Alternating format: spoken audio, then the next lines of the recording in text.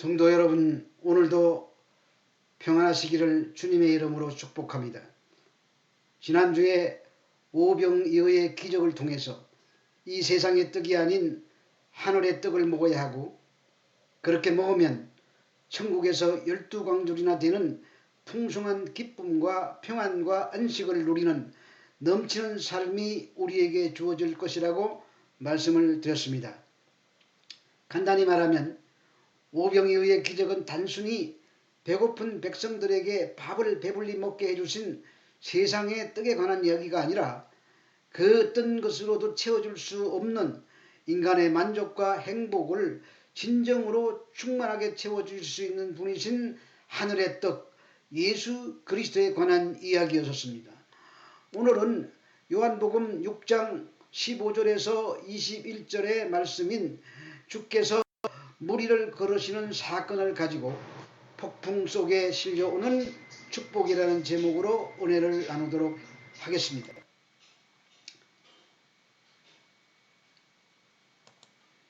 (21절에서) 이에 기뻐서 배로 영접하니 배는 곧 그들이 가려던 땅에 이르렀더라, 이렇게 기록하고 있습니다. 여기서 곧이라고 번역이 된 유대 헬라어 유대오스는 즉시라는 뜻입니다. 그리고 영접하다는 람바노인데, 이는 수동적으로 주어진 것을, 즉 자신들의 의사와 상관없이 일방적으로 하나님께서 은혜로 주어진 믿음을 능동적으로 붙잡는다라는 뜻으로 요한복음 1장 12절에 영접하는 자, 곧 그 이름을 믿는 자들에게는 하나님의 자녀가 되는 권세를 주셨다고 할 때에 그때 나오는 영접하는 자와 같은 단어입니다. 믿음이 우리의 의사와 상관없이 은혜로 주어지면 그 은혜를 능동적으로 적극적으로 받아들인다는 말인 것입니다. 연결하면은 제자들이 예수님을 이분이 메시아가 맞구나 하는 생각이 들자 그분을 구세주로 영접했다는 말씀을 배로 영접하자마자 즉시로 그 배와 제자들이 가려던 목적지에 도착했다는 말로 영접하는 순간 구원이 확실해진다는 메시지를 던지고 있는 것입니다. 이런 표현은 사도 요한이 마태나 마가와 달리 의도적으로 표현한 것입니다. 또한 요한복음에서는 큰 바람이 불어 파도가 일어났다는 말은 있지만 제자들이 풍랑으로 두려워했다거나 예수께서 풍랑을 잠잠케 했다는 말은 없고 바다 위를 걸어오시는 예수님을 보고 두려워했다는 기록은 있습니다. 즉 그것은 정말 저분이 오병이어에 일으키신 저분이 메시아가 맞구나 라고 놀라워했다는 말이 두려워했다는 말입니다. 그러니까 요한복음은 이 물 위를 걸으시는 기적의 이야기를 통하여 단순히 풍랑에 밀려 고통을 당하고 있는 제자들에게 찾아오셔서 풍랑을 꾸짖고 그들을 구원해 주시기 위해서 오신 그런 예수님에 대한 말씀이 아닌 것입니다. 요한은 이 같은 사건을 통해서 예수를 영접할 때 구원이 주어진다는 메시지를 던지고 있는 것입니다. 그런데 마태복음과 마가복음은 또 다른 메시지를 던지고 있습니다. 마태와 마가복음의 경우에는 예수님이 육지에 계시다가 풍랑으로 인하여 두려움에 떨며 고통당하는 제자들을 보시고 다가오셔서 풍랑을 잠잠케 하시는 내용으로 기록이 되어 있습니다. 그리고 마태나 마가복음에서는 즉시라는 단어가 없습니다. 대신 예수님이 배에 오르시고 바다를 잠잠케 하신 후에도 그들이 배를 타고 바다를 건너가는 스토리로 전개가 되고 있습니다. 그것은 마태는 바다를 걸어오시고 풍랑을 잠잠케 하시는 그러한 표현을 통해 하나님의 아들이신 예수님의 능력을 독자들에게 인식을 시키고 또 제자들의 믿음 없음을 책망하시는 일을 통하여 예수님의 능력과 제자들의 공포에 초점을 두고 기록한 것이기 때문인 것입니다. 그리고 마가는 그 이야기 속에 믿음이 없는 제자들의 모습을 통해 제자들의 믿음 없음과 그러한 믿음 없음에 대해서 책망하는 메시지를 던지고 있는 것입니다. 마가복음을 보도록 하겠습니다. 요한은 이 5번째 기적을 통해 주님은 우리가 영원히 지내게 될 목적지인 영생의 나라를 주시러 오신 분이지 우리의 자랑이나 세상의 떡을 주러 오신 분이 아니라는 것을 한 번 더 확인시켜주고 계십니다. 그렇게 주님께서 무리를 그르시는 사건과 오병이어의 기적이 같은 메시지를 담고 있다는 증거가 마가복음 6장에 명확하게 나옵니다.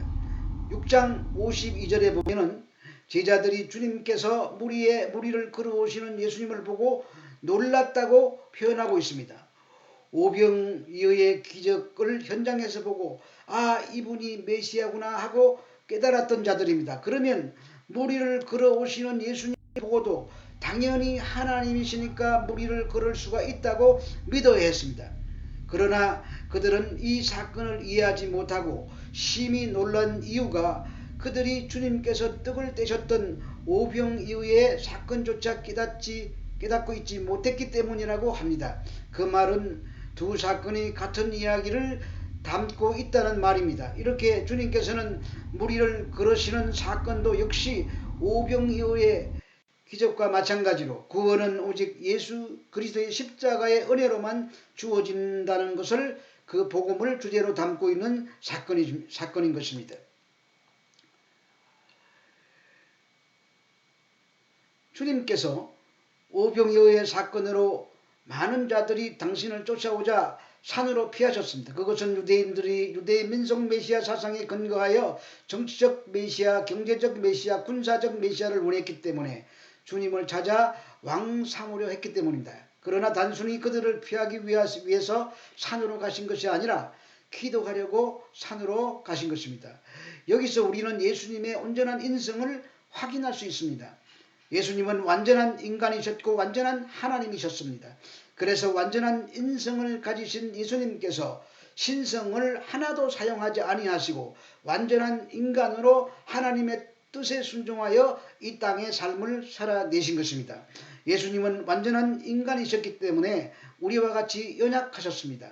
십자가를 향해서 나아가는 그분의 사역이 지치고 힘들 때도 많았습니다. 그래서 그때마다 기도가 필요했던 것입니다. 만일 주님께서 자신의 자랑이나 자신을 증명하기 위해서 자신의 신성을 사용하여 일을 하셨다면 십자가의 죽음도 그저 연극에 불과했을 것입니다. 채찍도 가시면류관도 대못에 박히는 것도 완전한 신으로 능력을 발휘했다면 하나도 안 아팠을 것입니다. 주님은 하나님이셨지만 철저하게 인간의 모습으로 연약함을 그대로 지니고 살다가 가셨습니다. 그것은 아버지의 뜻에 온전히 순종하기 위한 것이었습니다. 그 말은 아버지께서 내 안에 계셔서 그 일을 하신다고 말씀하시는 것으로 대신하고 있습니다. 그 결과 주님은 완전한 인간으로 우리가 겪어야 할 모든 시험을 이겨내셨고 우리가 겪어야 할 모든 고난과 고통을 다 겪어내셨습니다. 그리고는 그분의 삶을 우리에게 전가시켜 주신 것입니다. 그래서 그분은 기도가 필요했던 것입니다. 주님은 매 순간을 아버지 하나님의 도우심을 구하는 기도로 지탱하셨습니다. 지금 상황도 마찬가지입니다. 지금 예수님은 그야말로 인기 절정의 시간을 보내고 있습니다. 세상의 왕이 될 수 있는 절호의 기회가 찾아온 것입니다. 사람들은 저마다 예수님의 이름을 연호하며 우리의 왕이 되어 달라고 소리쳤습니다.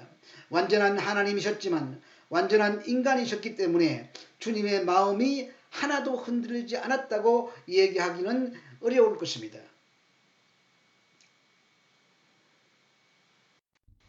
예수님께서 십자가를 앞에 두고 죽을 것 같은 고통과 고민을 호소하십니다. 고민하여 죽게 되었다고 하십니다. 이 잔을 내게서 지나가게 해달라고 호소합니다. 십자가가 아무리 고통스러운 형벌이라고 할지라도 십자가에 매달려 절명할 때까지 길어야 겨우 3일 있는데 그것이 완전한 신이신 예수님이 무서워서 이렇게 아버지께 부르짖는 기도를 하신다면 우리는 실망할 수밖에 없을 것입니다.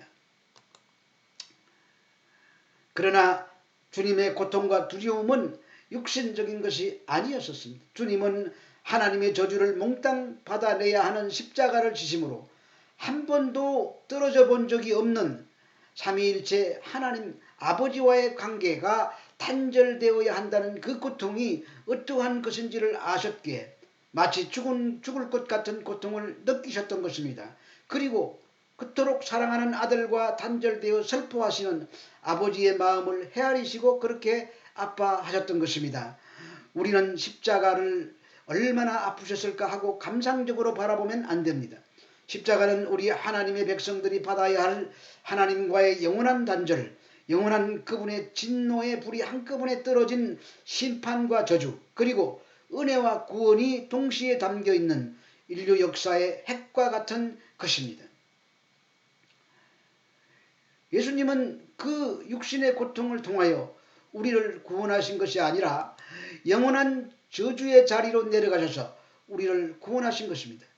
그래서 우리가 사도신경에서 주님이 지옥에까지 내려가셨다는 고백을 하는 것입니다. 그것은 주님이 십자가에서 죽으시고 부활하시기 전에 잠깐 지옥에 내려가셨다가 오셨다는 말씀이 아니라 주님께서 우리가 겪어야 할 지옥의 고통을 십자가에서 겪어내셨다는 말씀인 것입니다. 창조주이신 하나님 아버지와의 영원한 단절, 그것이 바로 지옥이며 그것이 바로 영원한 사망인 것입니다. 그런데 주님은 그 상태가 어떤 것인지를 아셨던 것입니다. 그래서 완전한 인간이셨던 주님은 하나님 앞에 3번이나 할 수만 있으시다면 이 잔을 좀 내게서 옮겨주시면 안 되겠느냐고 피가 땀이 될 때까지 기도하신 것입니다. 그때 아버지의 응답이 안 된다였었습니다.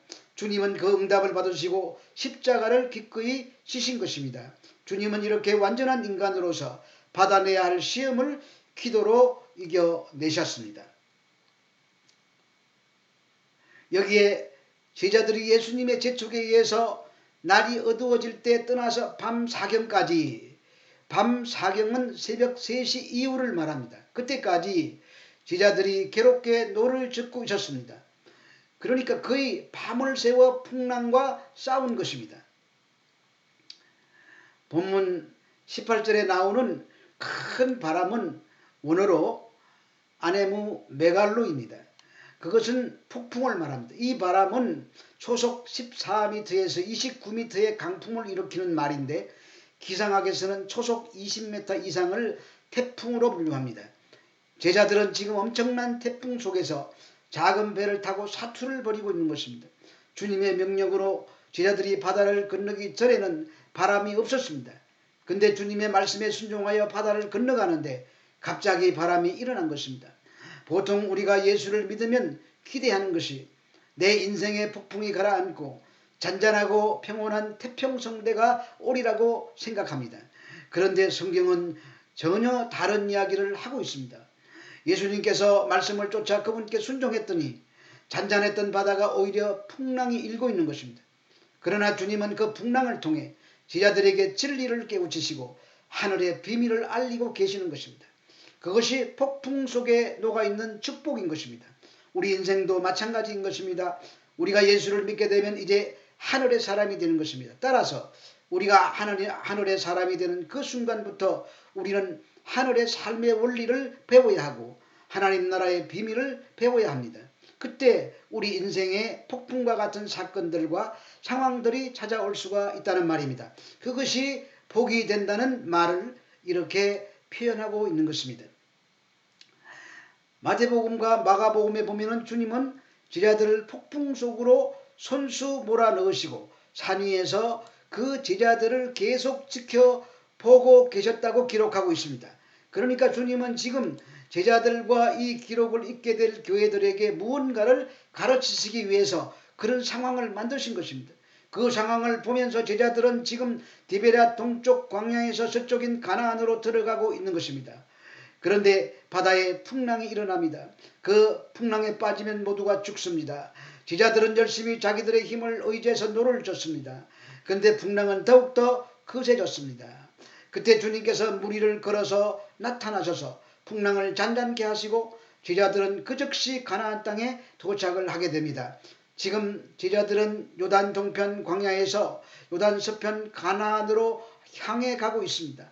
성경은 여기에서 세상으로부터 가나안 땅으로 향하는 하나님의 백성에게는 새로운 출애굽을 그리고 있는 것입니다. 주님은 풍랑을 통과하여 가나안 땅에 들어가는 제자들의 모습을 통해 하나님의 생명력을 상실하고 홍수와 풍랑에 빠져 죽게 될 자들이 어떻게 해서 생명력을 회복하고 가나안으로 입성하게 되는지를 친절하게 무리를 걸으시는 사건을 통해서 설명해주고 계신 것입니다. 유다들이 풍랑 속에서 자신들의 힘으로 풍랑을 벗어나기 위해서 안간힘을 쓰는데 잘 안 되었습니다. 그들은 갈릴리 바다에서 잠수가 굵은 풀어어부들이었습니다. 그런데 그날부터 새벽 3시가 넘도록 밤새도록 들었는데도 그 풍랑 속에서 빠져나올 수가 없었습니다. 그런데 저쪽에서 주님께서 무리를 걸어 오셨습니다. 제자들은 놀랐지만 주님께서 내니 두려워 말라고 하셨습니다. 그 소리에 얼른 주님을 영접했습니다. 그랬더니 그 풍랑이 잔잔해지고 자신들의 탄 배가 저희의 가려던 땅에 이르게 된 것입니다. 20절에 내니 두려워 말라고 번역이 된 단어는 에고 에임이라는 단어입니다.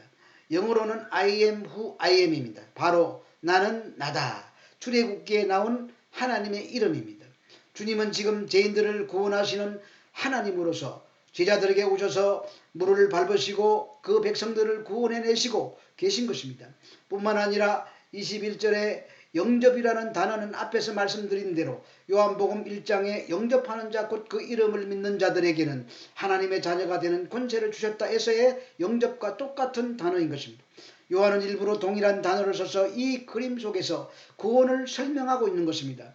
창세기에서도 이런 그림이 나옵니다. 노아의 홍수 사건입니다.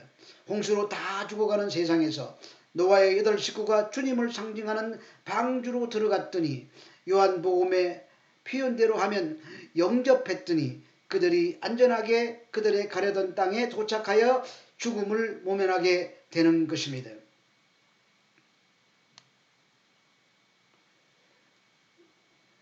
물 위를 걸으시는 주님과 폭풍 속에서 두려워 떠는 제자들의 그림인 것입니다. 주님은 그 그림에서 역시 앞의 그림과 똑같은 메시지를 담아 스스로의 힘으로 풍랑을 헤쳐가며 노를 저 가려던 땅에 가고자 하는 자들에게, 다른 말로 인간의 행위와 인간의 힘을 의지해서 행복과 만족에 이르려 하는 자들에게 너희들의 힘으로는 절대 약속의 땅, 행복과 만족의 땅에 도달할 수 없으니 나를 의지하고 나를 믿으라. 오직 그 길만이 너희가 가려는 안식의 땅, 행복의 땅, 평화의 땅에 들어갈 수 있는 유일한 길이다 라는 것을 교회들에게 친절히 알려주고 계신 것입니다. 거기에 폭풍이라는 것이 사용되는 것입니다. 그런데 그 폭풍 속에 복이 함께 실려오는 것입니다. 따라서 믿고 여러분들 인생에 폭풍이 일어나거든 하나님께서 또 나에게 어떤 비밀을 알려주시고 그 결과 어떤 축복이 더해질까 하는 기대와 소망으로 기뻐하시기 바랍니다. 왜 나한테 자꾸 이런 폭풍이 일어나는 거야 하고 원망의 화살을 날리면 안 되는 것입니다. 그 폭풍 속에는 하나님의 축복이 실려있기 때문입니다. 성도 여러분, 우리가 진정으로 행복할 수 있는 길은 이 세상의 자랑이나 육신의 정욕의 충족이나 세상의 힘의 획득이 아닌 것입니다. 우리 인간이 진정으로 행복할 수 있는 길은 예수 그리스도를 믿음으로 우리에게 회복되어지는 영생의 복 속에서만 행복하고 만족할 수가 있습니다. 아무리 돈이 많고 또 아무리 높은 자리에 올라도 우리가 원하는 진정한 행복은 찾아오지 않습니다. 그러나 세상 사람들은 은혜로 영생을 주시겠다는 예수님을 원하지 않습니다. 영생은 눈에 보이는 것이 아니기 때문에 세상 사람들은 영생을 안중에도 두지 않습니다. 그저 눈에 보이고 만질 수 있는 육신의 정욕, 이생의 자랑만을 충족시켜 주기를 바랍니다. 그래서 폭풍과 풍랑 이야기가 나오는 것입니다. 결론입니다. 그러한 저주의 물에 빠져 죽어야 할 우리가 살아나서 저주의 물 위를 걸을 수 있는 유일한 길은 바다를 밟고 물 위를 걸으시는 예수 안으로 들어가는 방법밖에는 없습니다. 그것이 바로 예수를 믿는 것입니다. 다른 길은 없습니다. 오직 예수를 믿는 방법밖에는 없습니다. 어서 예수 안으로 들어오시기 바랍니다. 다음 시간에는 요한복음 6장 15절에서 21절을 본문으로 풍랑 속으로 찾아오시는 주님이라는 제목으로 말씀을 나누겠습니다. 예수가 그리스도라는 확신과 순종하는 삶이 더욱 필요한 시대입니다. 승리하시기 바랍니다. 감사합니다.